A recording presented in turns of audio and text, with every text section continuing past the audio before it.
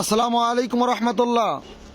নড়াইল এক আসন কর্তৃক আমাদের মনোনীত যে হাটপাখার বিশালী ইউনিয়নের একটা আমাদের অফিস ছিল, আলহামদুলিল্লাহ সেই অফিসটাকে আমাদের জামাত ইসলামের কিছু কর্মীরা তারা গত রাতে পুড়াই দিছে। আমাদের সাথে কিছু কথা মার্কেটিং হয়েছে।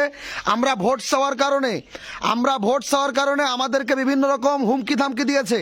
একটা রাত পার না হইতে হইতে ওই সমস্ত মুনাফেকরা দেখেন আমাদের এই ইসলামী আন্দোলন বাংলাদেশের এই যে অফিস কার্যালয় পুড়িয়ে দিয়েছে সমস্ত মুনাফেকরা। এখনো সময় আছে, এখনো পুলিশ প্রশাসন, আর্মি বিডিআর যারা আছেন, আলহামদুলিল্লাহ আমি আপনাদেরকে আকর্ষণ করতেছি, আপনারা অতি দ্রুত বিশাল ইউনিয়নে আপনাদের আসার জন্য অনুরোধ করতেছি।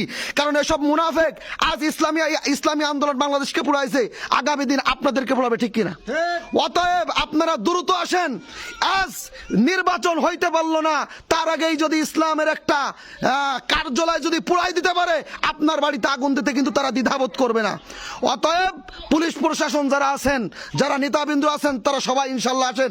বিশালী ইউনিয়নের আমাদের হাটপাখার যে অফিসটা ছিল, সে অফিসের ভিতর থেকে এখনো আগুনের ধোঁয়া বের হচ্ছে। আসসালামু আলাইকুম। আপনারা তো একটা ভিডিও দেখলেন। তো দেখুন, এই জামাতের আমির সাহেব শফিকুল ইসলাম যখন কথা বলে মনে হয় গায়ের পেটে দুধের ভিতরে ভেজাল আছে। এই জামাতে ইসলামের নেতা কর্মীদের কোনো ভেজাল নেই। তো দেখুন, হাত পাখার একটি কেন্দ্র ওনারা জ্বালিয়ে পুড়িয়ে দিয়েছে।